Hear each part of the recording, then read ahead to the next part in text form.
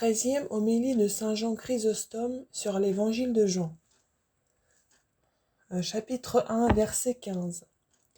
Jean rend témoignage de lui et il crie en disant : Voici celui dont je vous disais, celui qui doit venir après moi et avant moi, parce qu'il est plus ancien que moi. Courons-nous en vain? Est-ce inutilement que nous travaillons? Jetons-nous la semence sur des pierres? Tombe-t-elle le long du chemin ou demeure-t-elle cachée dans les épines? J'ai peur, je tremble que mon labourage ne soit inutile, quoique d'ailleurs je ne puisse rien perdre de la récompense qui est attachée à ce travail. La condition du laboureur est autre que celle du prédicateur de la parole, Souvent le laboureur, après avoir travaillé toute une année, après avoir souffert tant de peine et de sueur, ne récolte rien qui réponde à ses soins. Et alors rien ne peut plus le dédommager de ses peines. Triste et confus, il revient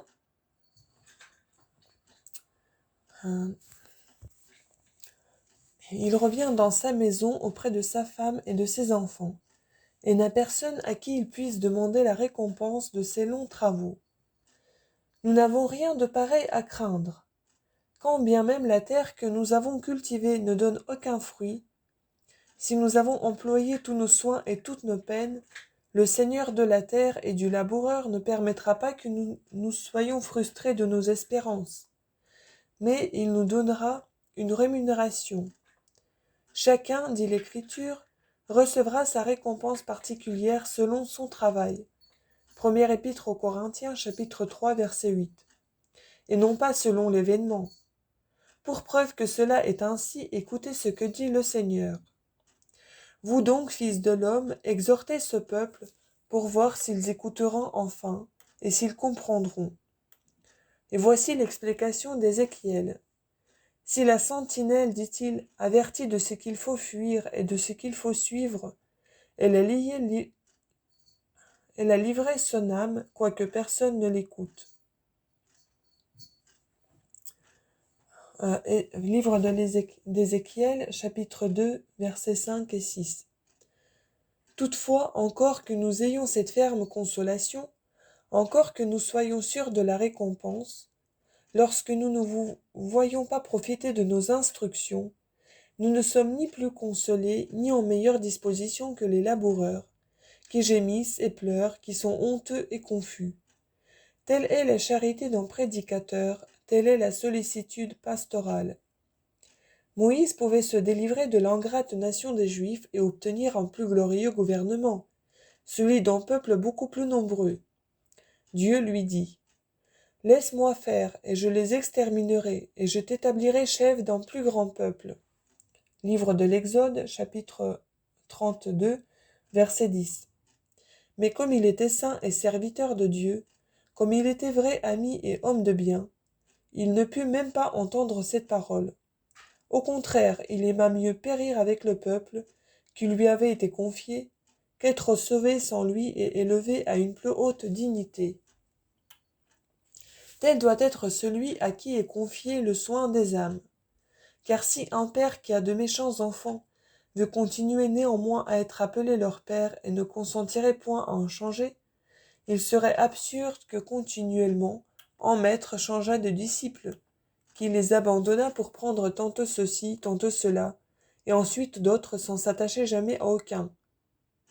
Mais Dieu nous garde de rien craindre de semblable à votre sujet. Nous avons au contraire cette confiance de croire que votre foi croît toujours de plus en plus en notre Seigneur Jésus-Christ, et que la charité mutuelle que vous avez les uns pour les autres et pour tous les hommes s'augmente chaque jour. Ce que nous venons de dire, nous l'avons dit pour ajouter encore à votre zèle et vous faire croître en vertu. Si les yeux de votre âme ne sont point chassieux, si la corruption de la malice ne les obscurcit pas et n'en trouble pas la clairvoyance, vos pensées pourront atteindre à la profondeur des matières que nous avons à traiter. Qu'est-ce qu'on nous propose aujourd'hui ? Jean rend témoignage de lui et il crie en disant : Voici celui dont je vous disais, celui qui doit venir après moi est avant moi, parce qu'il est plus ancien que moi. Notre évangéliste fait souvent paraître Jean, le produit à tout instant et en toute occasion, et fait valoir souvent son témoignage. Et ce n'est pas sans raison. Il fait preuve en cela d'une extrême prudence. Comme les Juifs admiraient extraordinairement cet homme, Joseph, qui s'étend beaucoup sur son éloge, attribue à la mort qu'Hérode lui fit souffrir, et la guerre et la ruine de Jérusalem. Comme, dis-je, les Juifs l'admiraient extraordinairement, l'évangéliste, pour les couvrir de confusion, le répète souvent son témoignage. Et véritablement les autres évangélistes renvoient leurs auditeurs sur chaque action qu'ils rapportent, aux anciens prophètes qu'ils leur citent. Quand ils racontent la naissance du Fils de Dieu, ils disent « Or, tout cela se fit pour accomplir ce que le Seigneur avait dit par le prophète en ces termes. » Évangile de Matthieu, chapitre 1, verset 22.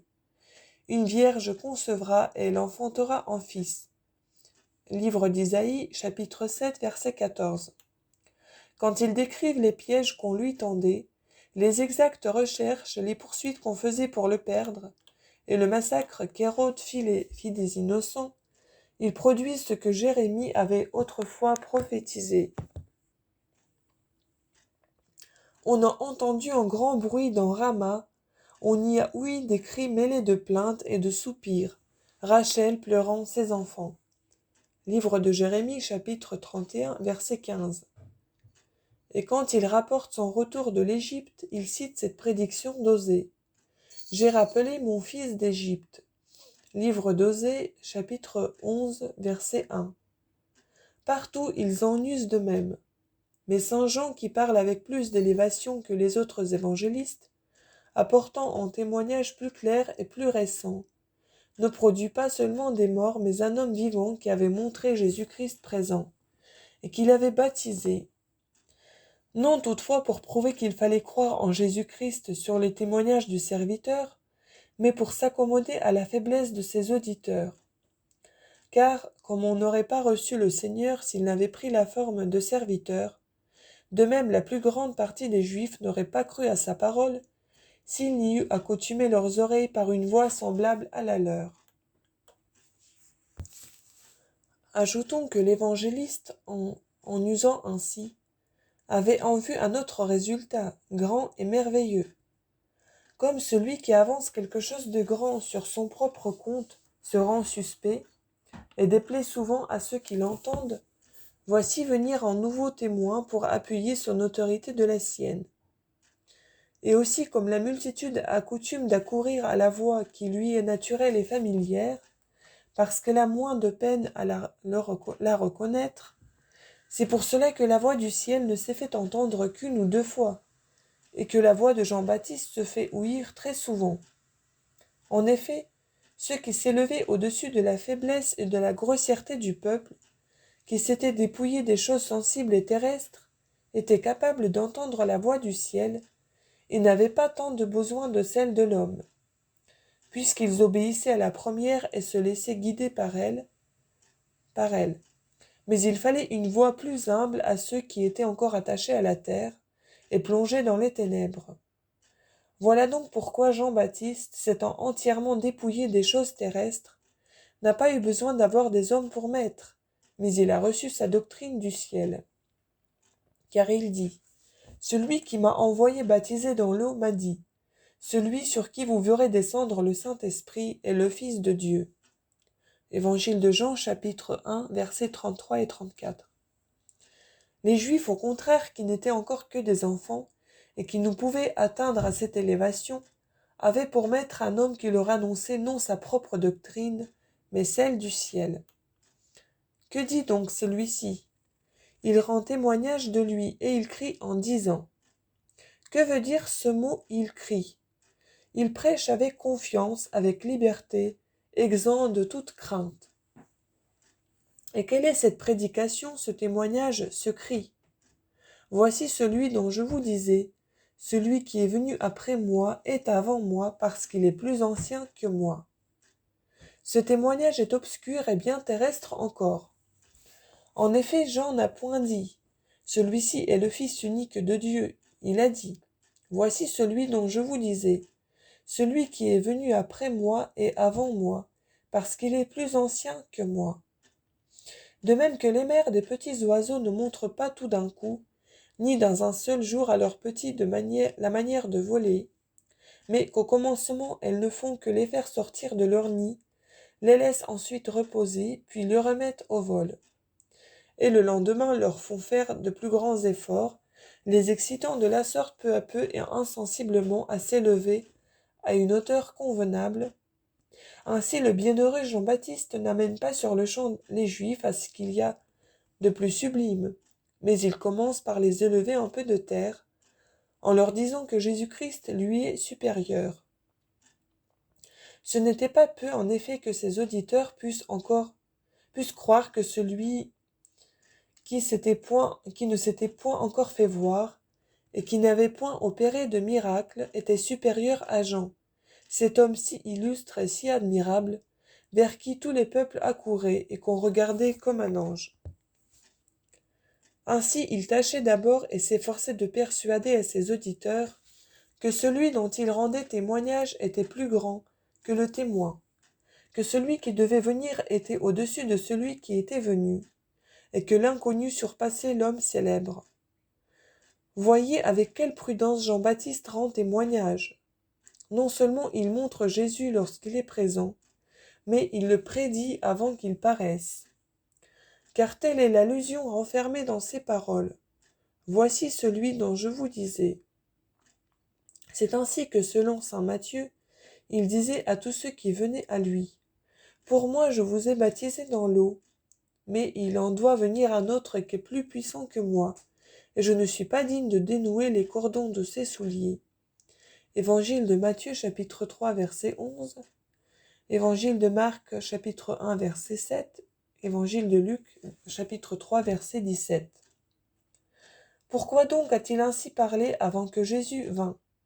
C'est ainsi que quand il paraîtrait, son témoignage trouva créance, les esprits étant disposés par les discours tenus auparavant à son sujet, et que le vil vêtement qu'il portait ne nuisit pas à son crédit. Si les Juifs n'eussent rien ouï dire de Jésus-Christ, avant de le voir, s'ils n'eussent reçu qu'en le voyant ce grand et admirable témoignage, la simplicité et la pauvreté de ses habits auraient sans doute fait tort à la majesté de sa parole. En effet, Jésus-Christ marchait dans les rues si simplement et si pauvrement vêtu, que les femmes de Samarie, les femmes de mauvaise vie, les publicains, tous osaient librement et hardiment l'approcher et lui parler. Si les Juifs donc, comme je l'ai dit, avaient entendu ces paroles et vu sa personne en même temps, ils auraient ri du témoignage de Jean-Baptiste. Mais ayant souvent entendu ce témoignage avant la venue de Jésus-Christ, et ce qu'ils en avaient ouï dire leur ayant inspiré le désir de le voir, tout le contraire est arrivé. Ils ont pu voir ce Sauveur annoncé, sans rejeter sa doctrine, et la foi qu'ils ont eue en lui sur ce qu'ils en avaient ouï dire, le leur a fait regarder comme plus grand encore. Ces paroles, celui qui doit venir après moi, signifient celui qui doit prêcher et non pas naître après moi. Saint Matthieu le déclare en disant « Il vient un homme après moi », où il ne parle point de la naissance du fils de Marie, mais de sa venue pour prêcher. En effet, si l'évangéliste eût voulu parler de sa naissance, il ne se serait pas servi d'un temps présent mais d'un temps passé. Il n'aurait pas dit « il vient » mais « il est venu », car Jésus-Christ était déjà né lorsque Jean-Baptiste disait ces choses. Mais que veut dire ce mot « il est avant moi » ? Entendez, il est plus illustre et plus célèbre que moi. De plus, quoique je sois venu prêcher le premier, ne croyez pas pour cela que je sois plus grand que lui. Je suis de beaucoup inférieur à lui, et si inférieur que je ne suis pas digne d'être même regardé comme son serviteur. Et c'est là ce que signifient ces paroles. Il est avant moi. Idée que saint Matthieu exprime autrement en disant « Et je ne suis pas digne de délier les cordons de ses souliers ». Évangile de Matthieu chapitre 3 verset 11. Or que ces paroles « il est avant moi » ne s'entendent point de la naissance de Jésus-Christ. Celles qui suivent le montrent visiblement. Si Jean-Baptiste avait voulu qu'elles s'entendissent de la naissance, il lui eût été inutile d'ajouter « parce qu'il est plus ancien que moi ». Qui en effet eût été assez stupide et assez fou pour ignorer que celui qui était né avant lui était plus ancien que lui, que si l'on entend ces paroles de cette existence qui est avant les siècles, elles ne signifient autre chose que ceci. Celui qui vient après moi est avant moi. Autrement, il aurait parlé inconsidérément, et ce serait en vain qu'il aurait produit la raison de cette ancienneté. Encore une fois, s'il avait voulu parler de la naissance, il devait construire sa phrase d'une autre façon et dire « Celui qui vient après moi est plus ancien que moi parce qu'il est né avant moi. » Car que quelqu'un soit avant, ou on en peut justement donner cette raison, qu'il est né le premier. Mais on n'établit point qu'une personne est née avant une autre en disant qu'elle est la première. Ce que nous disons là est juste et bien fondé. Vous le savez tous. C'est des choses obscures qu'il faut donner la raison et l'explication, et non de celles qui sont claires et évidentes. Si ce discours tombait sur la naissance, il n'y aurait ni doute ni difficulté à admettre que le premier est le premier-né, mais comme Jean parle de la dignité et de la prééminence, il a raison d'ôter la difficulté qui y paraissait. Effectivement, il est vraisemblable que plusieurs auraient eu des doutes et n'auraient pu concevoir comment et pour quelle raison celui qui est venu après est avant, c'est-à-dire est plus honorable. Voilà pourquoi Jean-Baptiste en donne aussitôt la raison. C'est parce que, dit-il, il est plus ancien que moi. Ce n'est pas, dit-il, que me trouvant d'abord devant lui, il ait réussi à prendre le pas sur moi, mais il est plus ancien que moi, quoiqu'il vienne après moi. Mais comment direz-vous si Jean a en vue l'éclatant avènement du Christ et la gloire qui doit l'accompagner, parle-t-il d'une chose qui n'était point encore comme si déjà elle était arrivée? Car il ne dit pas « il sera », mais il est, c'est parce que, depuis la plus haute antiquité, les prophètes étaient dans l'usage d'annoncer les choses futures, comme si elles étaient déjà accomplies. Isaïe, parlant de la mort de Jésus-Christ, n'a point dit « il sera mené à la mort comme une brebis qu'on va égorger », ce qui devait arriver, mais il a été mené à la mort comme une brebis qu'on va égorger. Livre d'Isaïe, chapitre 43, 53, versets 7 et 70. Verset 7, pardon. Et toutefois, il ne s'était point encore incarné, mais le prophète raconte ce qui devait arriver comme étant déjà accompli. Et David, prédisant le crucifiement, n'a point dit « ils perceront mes mains et mes pieds », mais « ils ont percé mes mains et mes pieds ». Et ils ont partagé entre eux mes habits, et ils ont jeté le sort sur ma robe. Psaume 21, versets 18 et 19. Et parlant du traître Judas, qui n'était point né encore, il dit « Celui qui mangeait avec moi a fait éclater sa trahison contre moi. » Psaume 40, verset 10. De même, rapportant ce qui s'est passé, lorsqu'il était attaché sur la croix, il dit « Ils m'ont donné du fiel pour ma nourriture, et dans ma soif ils m'ont présenté du vinaigre à boire. » Psaume 68, verset 26. Voulez-vous que nous vous apportions encore d'autres autorités, ou celles-là vous suffisent-elles? Pour moi, je le crois. Si nous n'avons pas donné toute son étendue au sujet que nous venons d'examiner, du moins nous l'avons suffisamment approfondi. Et certes, il n'y a pas un moindre travail à ceci qu'à cela, et nous craindrions de vous ennuyer si nous vous arrêtions plus longtemps sur cette question. Finissons donc. Cela est juste. Mais par où finirons-nous le mieux? C'est en rendant à Dieu la gloire qui lui est due, et cela non seulement par nos paroles, mais encore plus par nos œuvres. Que votre lumière luise, dit Jésus-Christ. afin qu'il voie vos bonnes œuvres et qu'il glorifie votre Père qui est dans les cieux.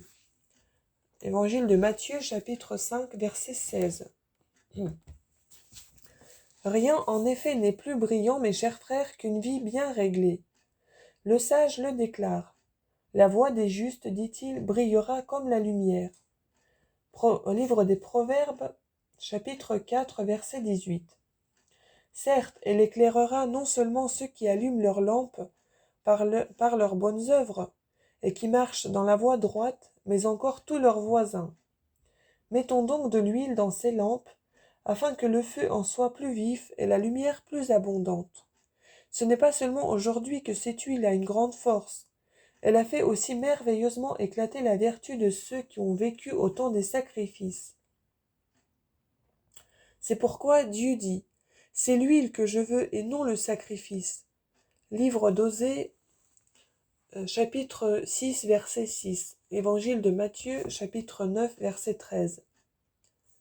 Et en vérité, rien de plus juste.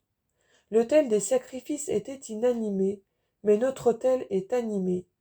Le feu consumait tout, tout se réduisait en cendres et se dissipait. La fumée s'évanouissait dans l'air. Mais ici, il n'arrive rien de semblable. Il se produit d'autres fruits. C'est ce que déclare saint Paul lorsque, décrivant les trésors de charité des Corinthiens, il dit « Cette obligation dont nous sommes les ministres ne supplée pas seulement aux besoins des saints, mais elle est riche et abondante envers Dieu, par le grand nombre d'actions de grâce qu'elle lui fait rendre. Et encore, parce que ces saints se portent à glorifier Dieu de la soumission que vous témoignez à l'évangile de Jésus-Christ, et de la bonté avec laquelle vous faites part de vos biens, soit à eux, soit à tous les autres, et à témoigner par les prières qu'ils font pour vous, l'amour qu'ils vous portent. Deuxième Épître aux Corinthiens, chapitre 9, versets 12, 13 et 14.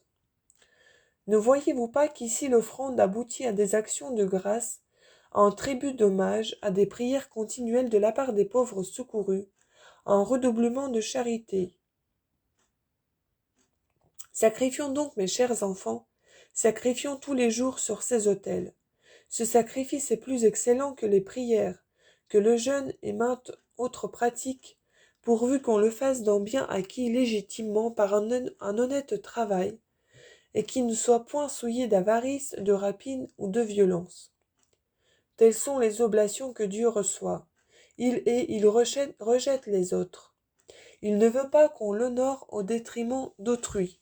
Un pareil sacrifice est impur et profane. Il irritera plutôt Dieu qu'il ne l'apaisera.